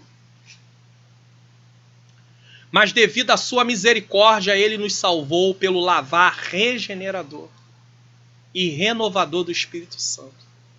Regenerador, novo nascimento. Renovador do Espírito Santo. Versículo 6. Que ele derramou sobre nós generosamente, por meio de Jesus Cristo, nosso Salvador. Lembra que Jesus diz lá em João, quando ele está fazendo o discurso do cenáculo, ou o sermão do cenáculo, era o sermão da despedida. Começa lá no capítulo 13 de João, lá no finalzinho, e segue. E aí Jesus, no 14, ele vai dizer assim, eu tenho que ir para que o Consolador venha. Eu vou enviar outro Consolador. Jesus envia, por meio do que Jesus fez. Ele o fez a fim de que, justificados por sua graça, a justificação tem a ver com não estarmos mais culpados diante de Deus. O preço foi pago. O que Deus requeria foi feito. A justiça de Deus foi ali executada em Cristo. Cristo pagou no meu e no seu lugar.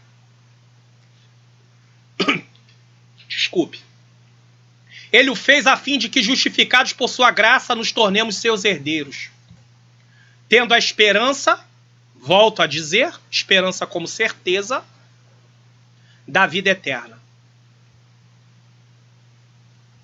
Lendo esse texto, podemos observar nossos conflitos. Pois em nosso mundo estamos acostumados a conseguir alguma coisa porque merecemos de alguma forma. Mas na salvação não há nada que eu faça que possa merecê-la.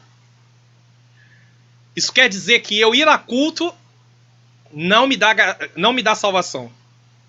Orar não me dá salvação. Jejuar não me dá salvação. Estudar a palavra não me dá salvação. Quem vai ao monte não recebe salvação por causa disso que está fazendo. Ir à vigília, não. Nada, trabalhar no reino de Deus, na obra de Deus, evangelizar, ação social, enfim, visitar presídios, visitar enfermos, nada disso me dá salvação. Não é pelo que eu faço, é pelo que Jesus fez. Isso tudo que eu estou dizendo aqui tem a ver com a consequência de uma vida salva. É alguém que, por gratidão, dentro do chamado de Deus, vai fazer algo para o reino de Deus. E lembrando que esse algo que ele faz através de Deus, por meio do Espírito Santo. Porque se não houvesse Espírito Santo, eu não poderia fazer nada. Nada. Mas na salvação, não há nada que eu faça que possa merecê-la.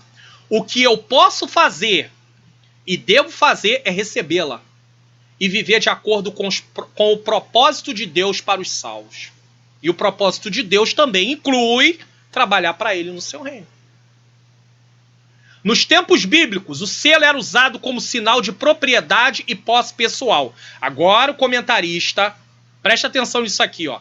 Agora o comentarista, ele vai explorar o lado histórico-cultural para podermos entender como é que esse texto pode ser aplicado a nós.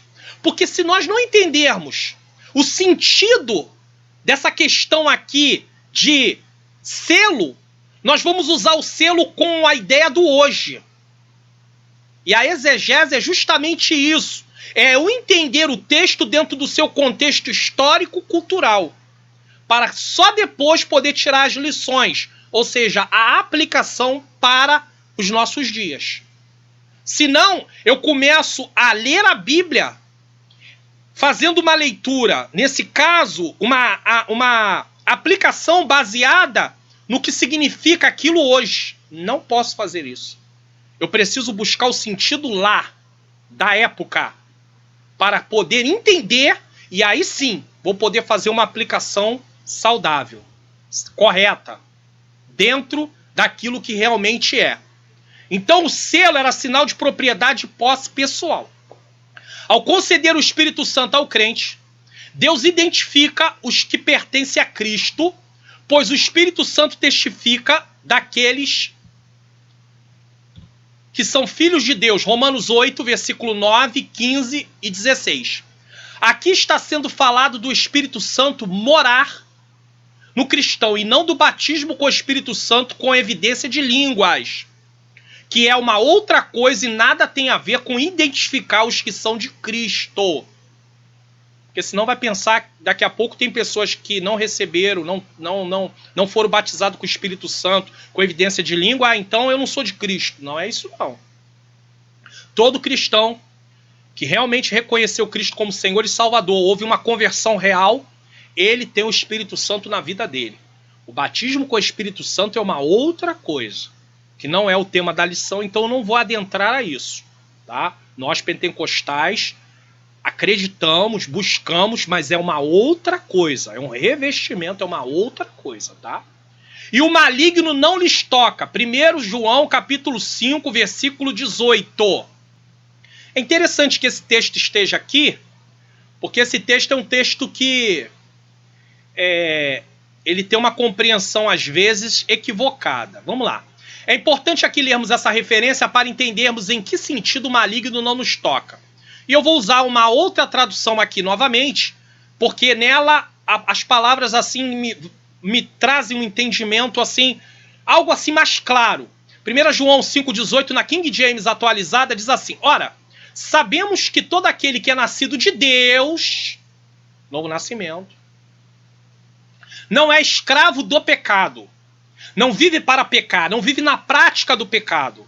Que é uma coisa que as pessoas às vezes dizem assim: ah, mas eu aceitei Jesus, mas eu continuo sendo pecador. Sim, mas agora você recebeu o poder de Deus para dizer não ao pecado.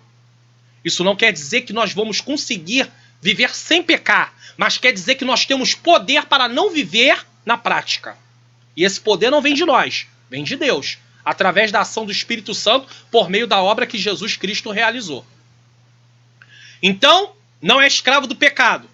Antes, aquele que nasceu de Deus, ao contrário, aquele que nasceu de Deus o protege. Aquele que nasceu de Deus o protege. E não permite que o maligno o possa tocar.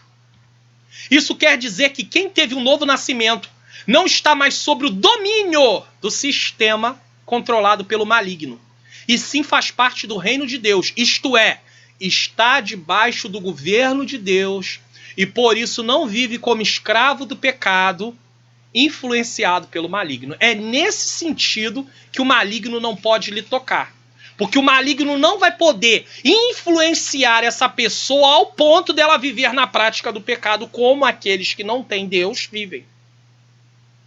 E não, ao contrário, como alguém pensa, nada pode acontecer, eu não posso ser tentado, não, porque eu sou de Deus. Não é disso que o texto está dizendo. Está falando de prática de pecado.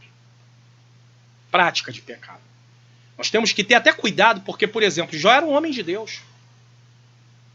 Temente a Deus. E Satanás tocou. Mas ele fez isso com permissão de Deus. Se o inimigo se levantar e algum dardo dele nos alcançar, o Senhor permitiu. Agora, o que precisamos entender e levar em consideração é: Deus permitiu e estamos em obediência? Ou Deus permitiu, mas nós estamos em desobediência? Porque às vezes o dardo pode nos acertar por causa da nossa desobediência a Deus. E aí, nós estamos o quê? Despreparados, desprotegidos, porque não estamos vivendo numa comunhão com Deus. Aí o maligno aproveita e pum, acerta. Então é preciso considerar isso também. Voltando, assim a terceira pessoa da Santíssima Trindade tem o papel fundamental de regenerar, purificar e santificar o pecador. 1 Coríntios capítulo 6, versículo 11. Ele regenera, ele purifica e ele santifica. Ele é quem convence o ser humano do pecado, da justiça e do juízo. João 16, versículo 7 e versículo 8. Quantos de nós queremos convencer as pessoas com nossas argumentações? Esse é o trabalho do Espírito Santo. Aí começa aquelas pregações motivacionais. Vire para o seu irmão do lado e fale isso. Vire para o seu irmão do lado e fale aquilo. Diga isso, diga aquilo. Isso não muda nada, não. Ah, mas a repetição é a mãe do aprendizado. Algo mais ou menos desse tipo. É? Sim. Mas nós temos que levar em consideração que estamos diante de coisas espirituais. E aqui não é uma questão de repetição para aprendermos coisas da terra. Coisas do céu não vão ser aprendidas apenas com a questão de ficar, diga isso, diga aquilo, fale isso, fale aquilo, num momento apenas. Num culto. Porque senão alguém também vai associar isso. Ah, então não adianta também ficar pregando a palavra de Deus repetidamente, porque isso não vai mudar nada. Mas aí é a palavra de Deus, não é a minha palavra. É a palavra de Deus, é diferente. Aí o Espírito Santo está ali para convencer. Agora, quando eu falo a minha palavra, o Espírito Santo não tem nenhum compromisso com a minha palavra. João 16, versículo 6, versículo 7 e 8. E que também produz no crente o verdadeiro relacionamento com Deus, por meio do fruto do Espírito. Gálatas capítulo 5, versículos 22 e 23. Então, como posso saber como está o meu relacionamento com Deus? Como é que eu vou saber? Como é que você sabe? Tem gente que pensa que ele avalia o relacionamento com Deus dele pelos dons espirituais. Outros avaliam o relacionamento espiritual dele com Deus através do que ele está fazendo. É sério. Como é que posso saber como está o meu relacionamento com Deus? Alguém diz, estou indo a culto direto. Eu jejuo, eu oro, eu faço, aconteça. O meu relacionamento com Deus está maravilhoso.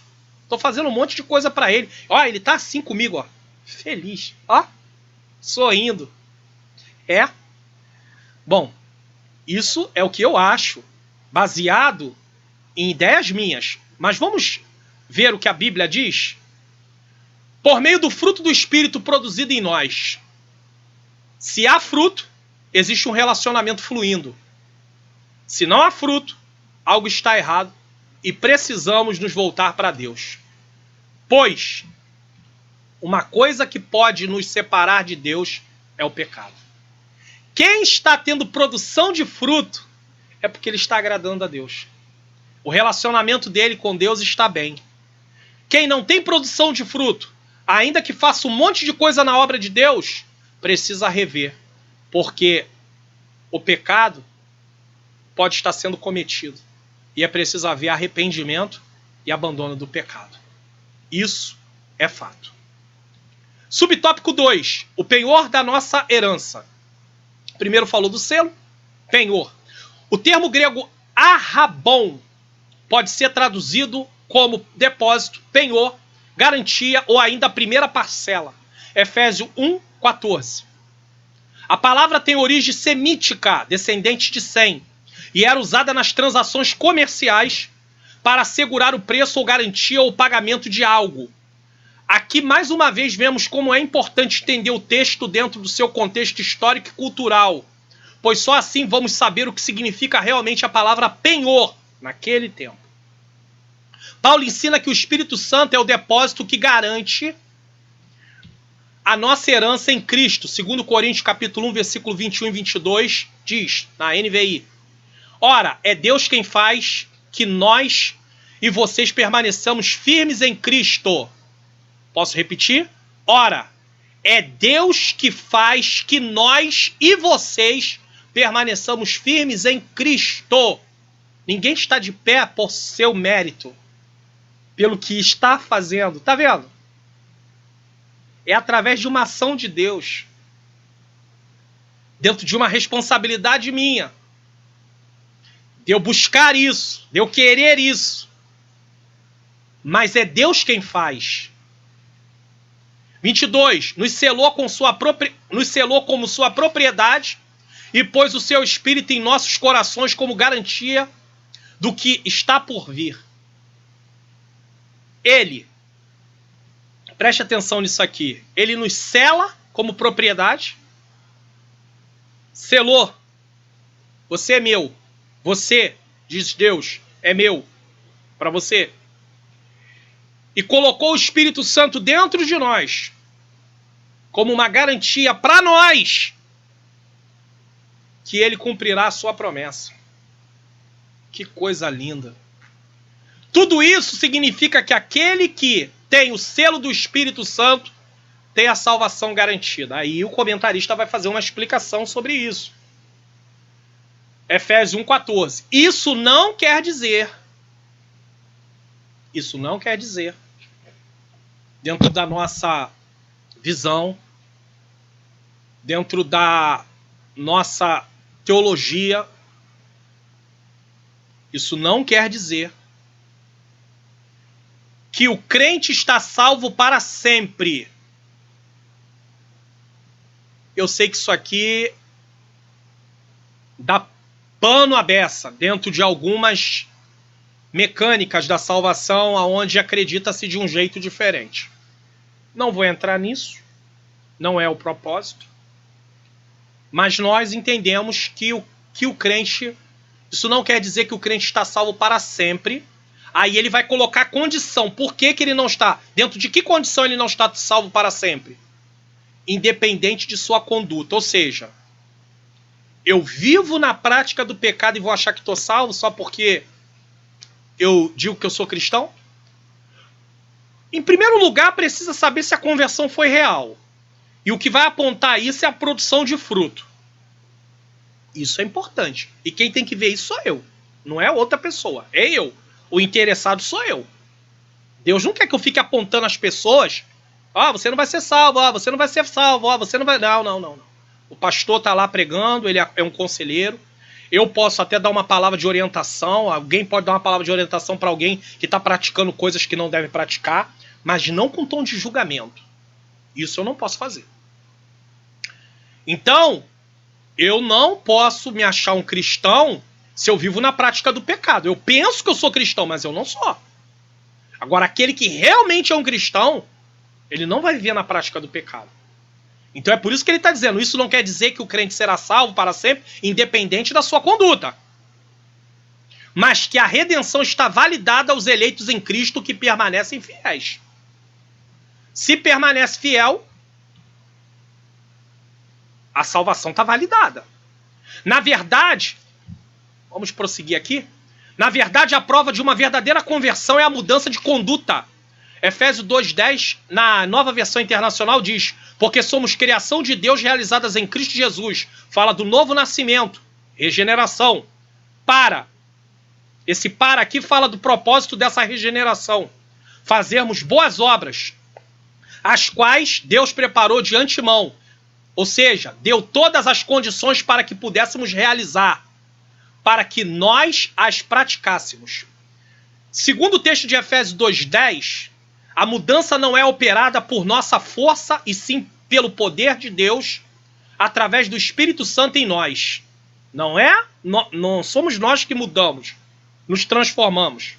Nossa parte é estar em plena comunhão com Deus, lendo sua palavra, recebendo a iluminação do Espírito Santo em relação a entender a sua vontade revelada na palavra. E assim, aí sim, orando a Deus. Porque uma vez que eu reconheço a vontade de Deus, orando a Deus, pedindo força para não ceder à tentação e ter o fruto do Espírito Santo. Porque aí eu me colocando em oração, eu estou dizendo para Deus, através de me colocar em oração, uma vez que eu vou buscar a Deus em oração, eu estou dizendo para Ele o seguinte: eu dependo de Ti. Eu reconheço que só o Senhor pode me orientar. Eu vi aqui na Tua palavra, e eu vou fazer isso através da ação do Espírito Santo. Se eu descobrir isso, vai ser por meio da ação do Espírito Santo. Eu vi aqui na Tua palavra que isso e isso que eu estou fazendo está errado. E eu vou falar isso para Deus porque o Espírito Santo me convenceu. E eu preciso que o Senhor me ajude a não praticar mais isso. E eu preciso que o Senhor produza em mim o fruto do Teu Espírito. E aí eu posso começar a relacionar amor. Porque é como um fruto com gomos. O fruto, né? Como um fruto. Com gomos, posso colocar a tangerina como um exemplo. E nesse caso, O amor começando como centro de tudo, porque o amor depende do amor tudo. E aí amor, paz, alegria, bondade, benignidade, mansidão, domínio próprio, em outras traduções é temperança, é a mesma coisa. Aí sim eu começo a pedir a Deus. E vou estudando também para aprender o que é isso, cada coisa, cada gomo desse fruto, o que é. Porque não adianta eu pedir a Deus bondade, mas não entender. Eu vou ter que estudar, procurar saber o que é bondade, biblicamente falando. O que é benignidade, biblicamente falando. O que é paz, biblicamente falando. O que é alegria, biblicamente falando. Porque se eu for analisar isso no contexto do mundo, aí eu vou achar que alegria é receber uma notícia, tô alegre, é isso. Não é isso. Não temos tempo para entrar nisso também, claro. Então, prosseguindo aqui, entender a vontade revelada, orando, pedindo a Deus para não ceder às tentações e ter o fruto do Espírito Santo. Síntese do tópico 3. O Espírito Santo faz morada na vida daqueles que recebem a salvação, uma conversão genuína, verdadeira, os identifica como pertencentes a Cristo, e aí é justamente por isso que o maligno agora não tem mais como atuar, induzindo essas pessoas a praticar o pecado, porque agora eles são propriedade de Cristo, mas isso não quer dizer que eles estão isentos de pecar. Eles vão pecar, mas não podem viver na prática do pecado, ou seja, se acostumar a ficar fazendo aquilo e usar como desculpa que são pecadores. Isso eles não podem fazer, claro. Pertencente a Cristo e garante-lhes vida eterna. Chegamos à conclusão dessa lição. Até aqui nos ajudou o Senhor. Se não fosse pela graça dele, eu não estaria aqui, não conseguiria. Levamos um tempo para poder preparar a aula, depois outro tempo para poder gravar, depois outro tempo para poder editar e publicar. Tudo é pela graça de Deus. Tudo pela graça de Deus. É Deus que nos dá força. Quando a pessoa tem alguns recursos, ela começa a ter algumas pessoas também colaborando junto, o ministério começa a expandir. Aí ele tem pessoas, ele vai preparar o estudo, ele vai gravar, mas alguém vai editar, alguém vai publicar, alguém vai acompanhar. Mas no início é assim, a gente está aqui, ó, tudo para a glória de Deus, não há problema nenhum. Então, na conclusão, vamos lá. Nessa porção da Epístola aos Efésios, o plano divino revelado resulta na reconciliação do ser humano com Deus por meio de Cristo e na restauração de todas as coisas visíveis e invisíveis.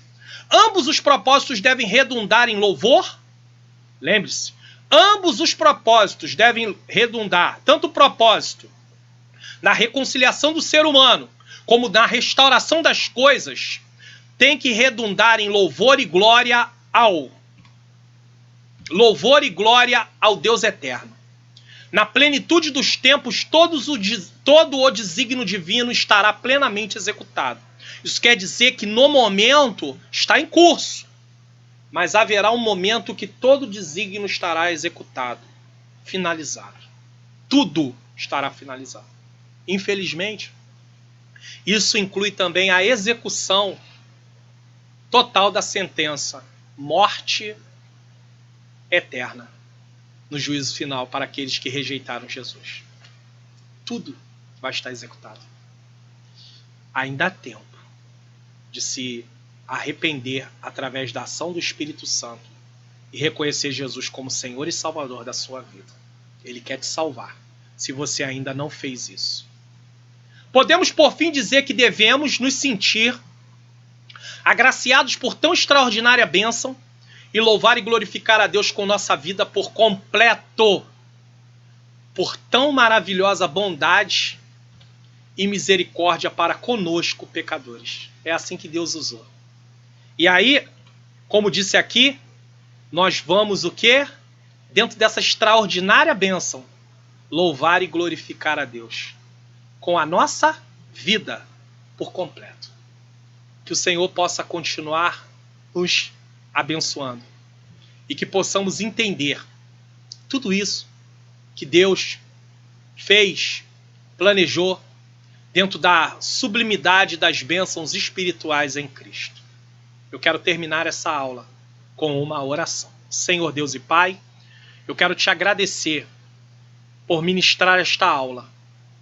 Eu necessito que o Senhor possa, através do seu Espírito Santo, aplicar as verdades ensinadas aqui a mim e a cada um que puder assistir essa aula ou até mesmo ouvi-la. Precisamos de crescimento. Precisamos tomar posse das bênçãos que foram adquiridas, Senhor, através de Cristo. Pois só Cristo poderia fazer o que foi feito. Sem Cristo não estaríamos aqui. Que possamos reconhecer que não temos nenhum mérito, Senhor.